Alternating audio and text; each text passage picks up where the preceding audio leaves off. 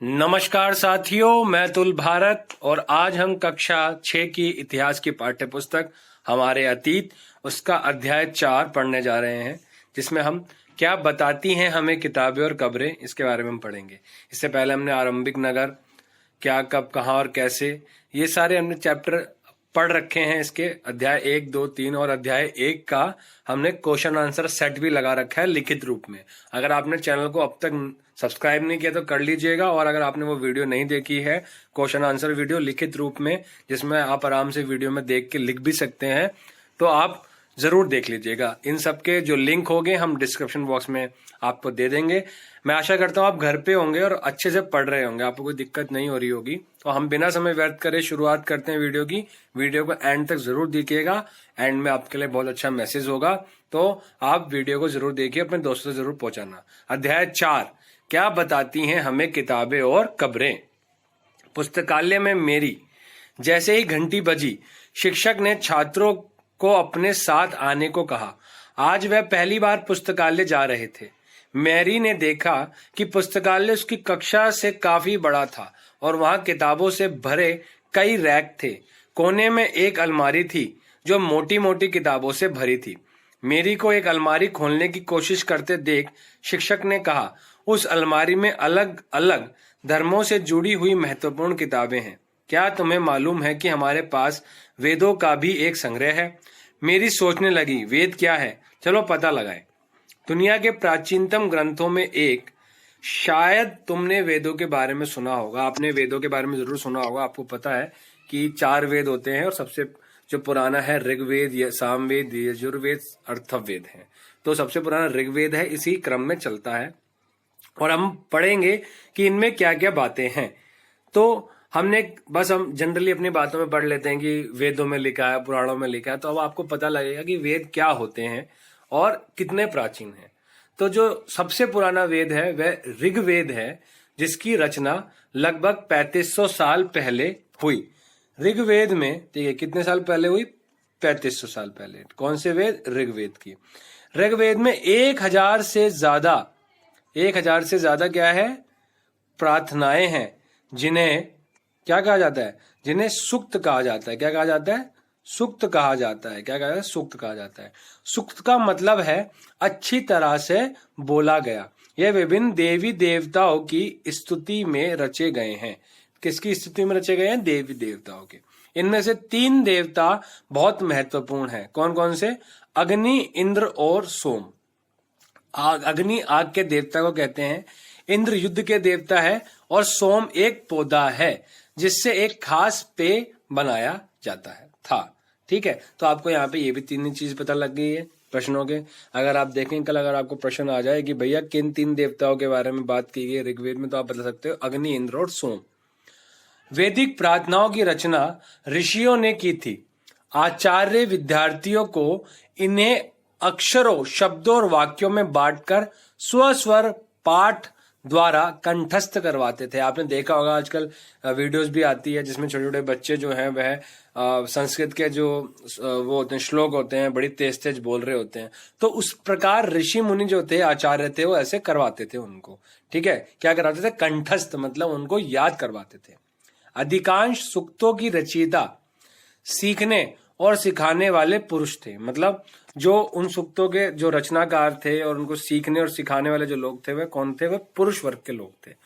कुछ प्रार्थनाओं की रचनाएं महिलाओं ने भी की थी। मतलब सिर्फ सारी पुरुषों ने नहीं की थी, कुछ महिलाओं ने भी की थी, लेकिन अधिकांश जो थे वह पुरुष थे। ऋग्वेद की भाषा प्राक संस्कृत या वैदिक संस्कृत कहलाती है। तुम स्कूल में जो संस्कृत पढ़ती हो उससे यह भाषा थोड़ी भिन्न है। आगे बढ़ते हैं। संस्कृत और अन्य भाषाएं। ठीक है, संस्कृत भाषा भारोपीय, मतलब भारत और यूरोपीय भाषा परिवार का हिस्सा है। भारत की कई भाषाएं असमिया, गुजराती, हिंदी, कश्मीरी और सिंधी एशियाई भाषाएं जैसे फारसी तथा यूरोप की बहुत सी भाषाएं जैसे अंग्रेजी, फ्रांसीसी, जर्मन, यूनानी, इतालवी, स्पेनिश आदि इसी प्रकार से जुड़ी हुई है। मतलब ये सब भारोपीय भाषाएं हैं, भारत और यूरोप की भाषाएं हैं। ये कौन कौन सी भाषाएं जो इसमें बताई गई हैं। उन्हें एक भाषा परिवार इसलिए कहा जाता है क्योंकि आरंभ में उनमें कई शब्द एक जैसे थे। उदाहरण के लिए मातृ संस्कृत शब्द है, माँ हिंदी और मदर अंग्रेजी शब्द। आपको पता है कि मम्मी हम बोलते हैं तो मदर माँ और मातृ, तो देखिए एक जैसे ही हैं और तीनों, इसलिए हम भारोपीय भाषा कहते हैं। लोग एक परिवार की भाषाएं हैं। क्या तुम्हें इनमें कोई समानता नजर आती है? ये आपसे प्रश्न पूछ रहे हैं। उपमहाद्वीप में दूसरे भाषा परिवारों की भी भाषाएं बोली जाती हैं। उदाहरण के लिए पूर्वोत्तर प्रदेशों में तिब्बत बर्मा परिवार की भाषाएं बोली जाती है। तमिल, तेलुगु, कन्नड़ और मलयालम द्रविड़ भाषा परिवार की भाषाएं हैं। जबकि झारखंड और मध्य भारत के कई हिस्सों में बोली जाने वाली भाषाएं एस्ट्रो एशियाटिक परिवार से जुड़ी है। एस्ट्रोएटिक मतलब जो ऑस्ट्रेलिया के कुछ क्षेत्रों और एशिया के अंदर पाई जाती है। उन भाषाओं की सूची बनाओ जिनके बारे में तुमने सुन रखा है। उनके भाषा परिवारों को पहचानने की कोशिश भी आपको करनी है, तो प्रयास करना है, इससे आप चीजें सीखेंगे। हम जिन किताबों को पढ़ते हैं वे लिखी और छापी गई हैं। ऋग्वेद का उच्चारण किया जाता था और श्रवण किया जाता था, मतलब उसको सुना जाता था, ना कि पढ़ा जाता था। रचना की कई सदियों बाद इससे पहली बार लिखा गया। इसे छापने का काम तो मुश्किल से 200 साल पहले ही हुआ है, मतलब बहुत मुश्किल था और अभी सिर्फ 200 साल ही हुए हैं जब इसको दोबारा हमने छापना शुरू किया है। इतिहासकार ऋग्वेद का अध्ययन कैसे करते हैं? इतिहासकार पुरातत्ववेताओं, मतलब जो पुराने जो खोजबीन करते हैं, पुरातत्ववेताओं, आपको पता है हमने पहले चैप्टर में आपको बताया हुआ है, की तरह ही अतीत के बारे में भी जानकारी इकट्ठी करते हैं, लेकिन भौतिक अवशेषों के अलावा वह लिखित स्रोतों का भी उपयोग करते हैं। चलो देखते हैं कि वे ऋग्वेद का अध्ययन कैसे करते हैं। ऋग्वेद के कुछ सूक्त वार्तालाप के रूप में हैं। विश्वामित्र नामक ऋषि और देवियों के रूप में पूजित दो नदियों व्यास और सतलुज के बीच यह संवाद एक ऐसे ही सूक्त का अंश है। मतलब ऋग्वेद के जो कुछ सूक्त है वो वार्तालाप, बातचीत के रूप में है, मतलब बातचीत जैसे हैं, जिसमें विश्वामित्र नामक ऋषि और देवियों के रूप में पूजित दो नदियां जो हैं व्यास और सतलुज नदी, इन ऋषि और इन दो नदियों के बीच में ये वार्तालाप, ये संवाद हुआ है, मतलब बातचीत हुई है। इन दोनों नदियों को मानचित्र 1 पृष्ठ 2 में खोज तथा फिर पढ़ें। देखिए पृष्ठ 2 में हमने ये दो सतलुज और व्यास नदी, मैं आपको बता देता हूँ, ये हमारे सतलुज और व्यास जो नदियां हैं ये पंजाब में बहती हैं। हिमाचल, सतलुज जो है ये चीन से आती है, मतलब तिब्बत, चीन के तिब्बत से आती है। व्यास भारत के ही अंदर से आती है और ये हिमाचल प्रदेश और पंजाब में से होती हुई फिर पाकिस्तान में चली जाती है। आगे हम बढ़ते हैं। देखिए ऋग्वेद की पांडुलिपि, थोड़ा यहां से शुरू होगा मेरे ख्याल से ये, हाँ ठीक है। देखिए यहाँ पे पांडुलिपियों में लिखा है, तो ऋग्वेद की पांडुलिपि का एक पन्ना है। बुर्ज वृक्ष की छाल पर लिखी यह पांडुलिपि कश्मीर में पाई गई थी, मतलब वह कश्मीर में पाई गई थी और लगभग 150 साल पहले ऋग्वेद को सबसे पहली बार छापने के लिए इसका उपयोग किया गया था। इसी पांडुलिपि को देखकर अंग्रेजी अनुवाद तैयार हुआ। यह पांडुलिपि पुणे महाराष्ट्र के एक पुस्तकालय में सुरक्षित है। आपको पता लग गया कि पुणे कहाँ है, महाराष्ट्र में, और ये पांडुलिपि वहां पे सुरक्षित है।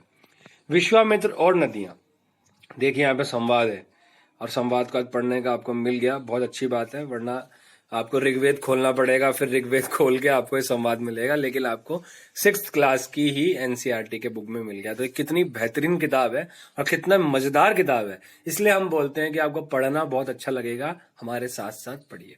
तो हम शुरू करते हैं।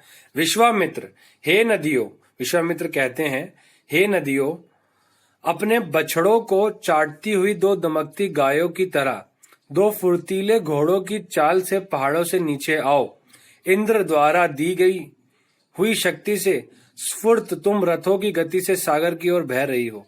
तुम जल से परिपूर्ण हो और एक दूसरे से मिल जाना चाहती हो। नदियां क्या कहती हैं? जल से परिपूर्ण हम देवताओं के बनाए रास्ते पर चलती हैं। एक बार निकलने पर हमें रोका नहीं जा सकता। हे ऋषि, तुम हमसे प्रार्थना क्यों कर रहे हो? विश्वामित्र, हे बहनों, मुझ गायक की प्रार्थना सुनो। मैं रथों और गाड़ियों सहित बहुत दूर से आया हूँ। कृपया करके अपने जल को हमारे रथों और गाड़ियों की धुरियों के ऊपर ना उठाओ, ताकि हम आसानी से उस पार जा सके। नदियां, हम तुम्हारी प्रार्थना सुनेंगे, जिससे तुम सब सुरक्षित उस पार जा सको। इतिहासकार ये बताते हैं कि ये प्रार्थना उस क्षेत्र में रची गई होगी जहां से नदियां बहती हैं।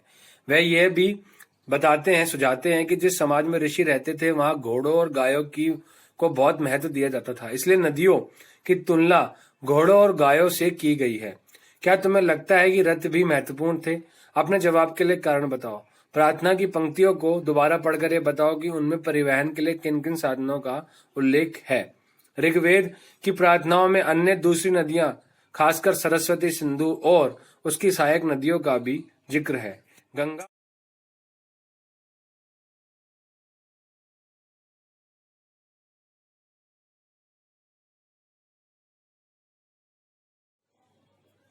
मवेशी, घोड़े और रथ। ऋग्वेद में मवेशियों, बच्चों खासकर पुत्रों मतलब लड़के और घोड़ों की प्राप्ति के लिए अनेक प्रार्थनाएं हैं। ये ऋग्वेद में पाई जाती हैं। घोड़ों को लड़ाइयों में रथ खींचने के काम में लाया जाता था। इन लड़ाइयों में मवेशी जीत कर लाए जाते थे, मतलब मवेशी जीत के हम लेके आते थे। वहां पे उस टाइम जो क्या कहते हैं, सोना चांदी के वो सिक्के नहीं जीतते थे, मवेशी जीतते थे। मवेशी जो था वो धन था।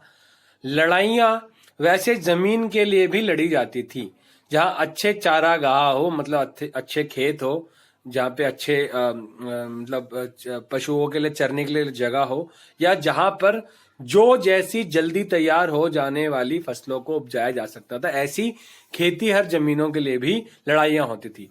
कुछ लड़ाइयां पानी के स्रोतों और लोगों को बंदी बनाने के लिए भी लड़ी जाती थी। युद्ध में जीते गए धन का कुछ भाग सरदार रख लेते थे तथा कुछ हिस्सा पुरोहितों को दिया जाता था, मतलब जो पूजा पाठ करने वाले पुरोहित हैं। शेष धन आम लोगों में बांट दिया जाता था। कुछ धन यज्ञ करने के लिए भी प्रयुक्त होता था। यज्ञ की आग में आहुति दी जाती थी। ये आहुतियां देवी देवताओं को दी जाती थी। घी, अनाज और कभी कभी जानवर की भी आहुति दी जाती थी, मतलब जो आहुति में जो भेंट चढ़ती थी, उसमें बलि चढ़ती थी, तो वो जानवरों की भी आहुति होती थी यज्ञ के अंदर। ये ऋग्वेद में हमें मिलता है। अधिकांश पुरुष इन युद्धों में भाग लेते थे। कोई अस्थायी सेना नहीं होती थी, लेकिन लोग सभाओं में मिलते जुलते थे। मतलब कोई स्थायी सेना नहीं होती थी, मतलब कि भैया परमानेंट कोई सेना हो, जैसे आज के टाइम पे रहती है कि भैया ये सैनिक है तो सेना ही रहेगा, या आपने देखा मुगलों के काल में, या जो आपने चंद्रगुप्त मौर्य और इन लोगों के टाइम पे देखा। लेकिन उस समय ऋग्वेद में जो आज से 3500 साल पहले की बात बताई जा रही है, उसमें जो लोग थे उसमें कोई सेना ऐसे नहीं थी। जब युद्ध होता था तो सब लोग मिल के जुलते और युद्ध व शांति के विषय में सलाह मशविरा करते थे। ठीक है, वहां से ऐसे लोगों को अपना सरदार चुनते थे जो बहादुर और कुशल योद्धा हो। लोगों की विशेषता बताने वाले शब्द। लोगों का वर्गीकरण काम, भाषा, परिवार या उसके समुदाय, निवास स्थान या सांस्कृतिक परंपरा के आधार पर किया जाता रहा है।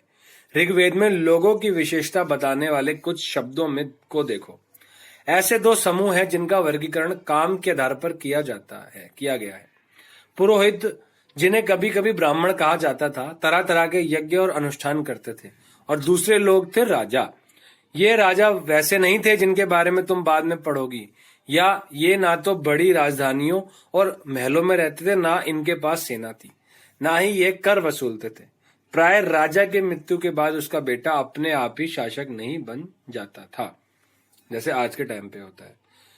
पिछले अनुभाग को एक बार फिर पढ़ो और यह पता लगाने की कोशिश करो कि राजा क्या करते थे। आपको क्या करना है, आपको वीडियो को पीछे कर लेना है थोड़ा सा, या आपको स्लो कर लेना है, पीछे करके आप दोबारा पढ़ के आपको सुनना है और देखना है कि राजा का क्या कार्य होता था, क्या क्या करते थे।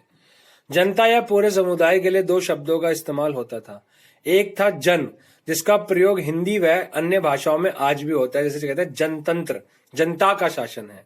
दूसरा था विश, जिससे वैश्य शब्द निकला है। इस विषय पर तुम अध्याय 5 में हम विस्तार से पढ़ोगी। ऋग्वेद में विश और जनों के नाम मिलते हैं, इसलिए हमें पुरु जन या विश, भरत जन या विश, युद्ध यदु जन या विष जैसे कई उल्लेख मिलते हैं। तुम्हें इनमें से कोई नाम जाना पहचाना लगता है? इन लोगों ने इन प्रार्थनाओं की रचना की जिन लोगों ने प्रार्थनाओं की रचनाएं की हैं, वे कभी कभी खुद को आर्य कहते थे, मतलब अपने आप को आर्य नाम से बुलाते थे। आपने ना, आप आर्यंस हो। तथा अपने विरोधियों को दास या दस्यु कहते थे, मतलब उनको विरोधियों को दास समझते थे। दस्यु वे लोग थे जो यज्ञ नहीं करते थे और शायद दूसरी भाषाएं बोलते थे। बाद के समय में दास स्त्रीलिंग के लिए दासी शब्द का मतलब गुलाम हो गया। दास वे स्त्री और पुरुष होते थे जिन्हें युद्ध में बंदी बनाया जाता था। उन्हें उनके मालिक की जायदाद माना जाता था। जो भी काम मालिक चाहते थे उन्हें वह सब करना पड़ता था। जिस युग में उपमहाद्वीप के उत्तर पश्चिम में ऋग्वेद की रचना हो रही थी, उसी समय दूसरी जगह पर एक अलग तरह का विकास हो रहा था। देखो वहां क्या हो रहा था। तो खामोश प्रहरी कहानी महापाषाणों की अगले पृष्ठ के चित्रों में देखो। ठीक है, ये शिलाखंड महापाषाण, महाबड़ा पाषाण मतलब पत्थर नाम से जाना जाते हैं। ये आप आगे देखेंगे। ठीक है, चलिए ये जो कहानी है, एक काम करते हैं हम, ये जो कहानी है हम नेक्स्ट वीडियो में इसको कवर करते हैं अच्छे से और आराम से, ताकि आपको भी मजा आए। आपको नई नई कहानी मिलेगी, नए वीडियो में मिलेगी और आप उसको आराम से सेव भी कर पाएंगे। तो मैं आपको एक चीज और बता देता हूँ कि हमारे जीवन में ना पढ़ाई बहुत महत्वपूर्ण है। जो बच्चे पढ़ते हैं वह एक अच्छा समाज बना पाते हैं, इस देश के लोकतंत्र में, इस पूरे विश्व में एक अच्छा सहभागी अपना टाइम दे पाते हैं। अगर आप पढ़ते रहेंगे तो आपको बहुत अच्छा लगेगा, आपके परिवार को बहुत अच्छा लगेगा और आप जीवन में बहुत कुछ अच्छा कर पाएंगे। मैं बस यही आशा करूंगा कि आप ऐसे पढ़ते रहें और ध्यान करें, मेडिटेशन करें, थोड़ा स्पोर्ट्स में भी खेलें, अपने आप को फिट भी रखें और किताबों से अपनी दोस्ती बनाए रखें। आपको जो यूट्यूब पे फ्री में मटेरियल मिलता है, इसको आपको आदर करना चाहिए, अपने दोस्तों तक पहुंचाना चाहिए, उनकी भी हेल्प करनी चाहिए। इससे आपको लगेगा कि आपने समाज में कुछ अच्छा काम किया है। तो ये वीडियो यहीं तक रहेगी। आपके लिए एक छोटा सा मैसेज होगा, वो आप जरूर देखिएगा इसके बाद में, और अगर आप चाहे तो वह ज्वाइन भी कर सकते हैं, अपने दोस्तों तक भी वह मैसेज पहुंचा सकते हैं। जो भी लोग इस वीडियो को देख रहे हैं उनसे मैं आशा करता हूं कि उनको अच्छा लगा होगा, और आप कमेंट बॉक्स में जरूर बताइएगा कि आपको कैसी वीडियो लगी, और सब्सक्राइब जरूर कर दीजिएगा ताकि ये आगे तक लोगों तक पहुंचती रहे। तो यहीं तक ये वीडियो है, आपके लिए मैसेज।